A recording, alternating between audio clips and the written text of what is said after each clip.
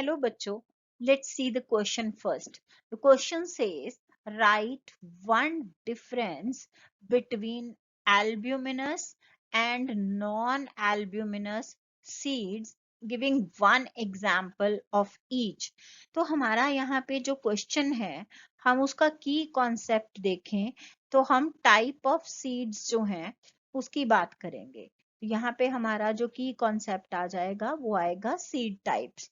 तो seed types में देखिए, कोई भी जो फ्रूट बनता है उसके अंदर सीड्स हैं, तो उसके लिए जो प्रोसेस है वो है फर्टिलाइजेशन. फर्टिलाइजेशन जो प्रोसेस है, हम उस प्रोसेस को कहते हैं या जहाँ पे मेल एंड फीमेल जो गैमीट्स हैं वो मिलते हैं. तो यहाँ पे fruit and seed as a result of जो है फर्टिलाइजेशन बनेगा. अब यहाँ पे अगर हम एंजियोस्पर्म्स की बात करें तो हम यहाँ पे एंजियोस्पर्म्स के केस में होती है डबल फर्टिलाइजेशन. तो हमने यहाँ पे डबल फर्टिलाइजेशन हो गई एंजियोस्पर्म्स में. तो अब इस डबल फर्टिलाइजेशन में एक्चुअली होता क्या है कि हमारे पास दो स्ट्रक्चर होते हैं. तो एक स्ट्रक्चर होता है डिप्लॉयड और जायगॉट बोलते हैं हम इसको. जायगॉट वो स्ट्रक्चर है जो कि मेल एंड फीमेल गेमीट के यूनियन से बनता है. और दूसरी तरफ जो हमारे पास स्ट्रक्चर है वो है triploid primary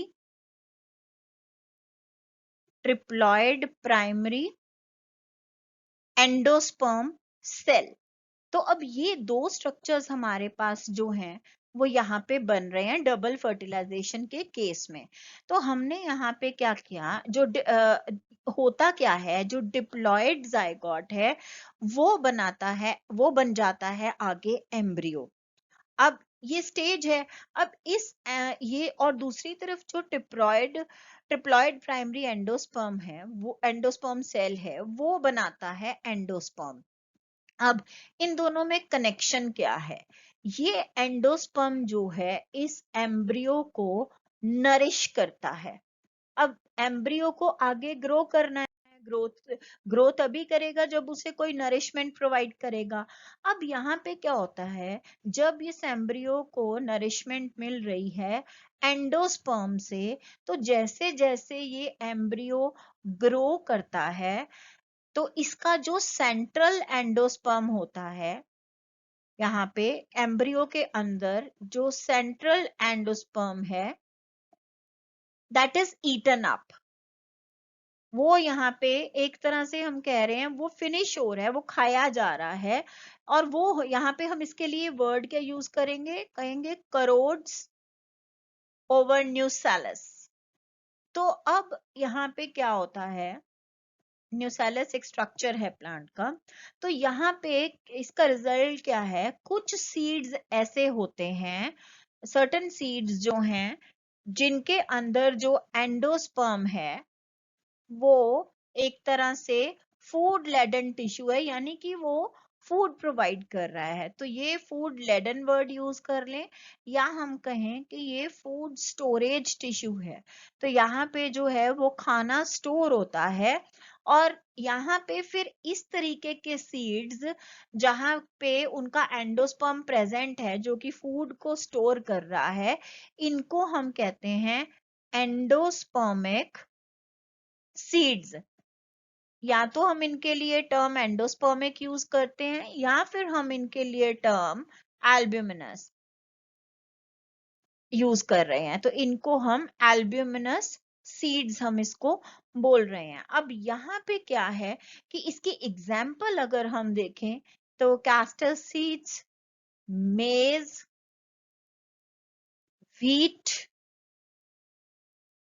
barley, these are ये कुछ एग्जाम्पल्स हैं एल्ब्यूमिनस सीड्स की. अब दूसरी तरफ हम बात कर रहे थे कि हमारा जो है एंडोस्पर्म जो है, अगर वहां पे पार्शियली ईटन अप था, यहाँ पे जो एंडोस्पर्म है वो कंप्लीटली ईटन अप, वो कंप्लीटली फिनिश हो जाता है। अब अगर वो कंप्लीटली फिनिश हो गया तो फिर उसको आगे नरिशमेंट कैसे मिलेगी? तो नरिशमेंट के लिए भी तो कोई स्ट्रक्चर चाहिए। तो यहाँ पे क्या होता है कि एम्ब्रियो जो है वो अपना खाना स्टोर करता है एक दूसरे स्ट्रक्चर में। तो वो स्टोर कहाँ पे कर रहा है? In the cotyledons. तो ये जो कॉटिलेडन्स हैं, यहाँ पे वो अपना खाना स्टोर कर रहा है एम्ब्रियो, और ये कॉटिलेडन्स मैसिव हो जाते हैं। अब ऐसे जो सीड्स हैं जहां पे एंडोस्पर्म नहीं है, वहां पे फूड स्टोरेज जो स्ट्रक्चर है वो कॉटिलेडन्स है। तो ऐसे सीड्स को हम कहते हैं नॉन एंडोस्पर्मिक, क्योंकि एंडोस्पर्म तो अब यहाँ पे फूड स्टोर कर नहीं रहा, तो हमने इनको बोला नॉन एंडोस्पर्मिक। और या फिर हम इनके लिए वर्ड यूज करते हैं नॉन एल्ब्यूमिनस। तो यहाँ पे अगर हम इसकी एग्जाम्पल देखें तो हमारे पास पी, ग्राम, मटर हो गए, बीन हो गए, ग्राउंडनट, मूंगफली हो गई। तो ये जो है हमारे पास एग्जाम्पल हैं नॉन एल्ब्यूमिनस सीड्स की। तो ये दोनों में डिफरेंस है फूड स्टोरेज का।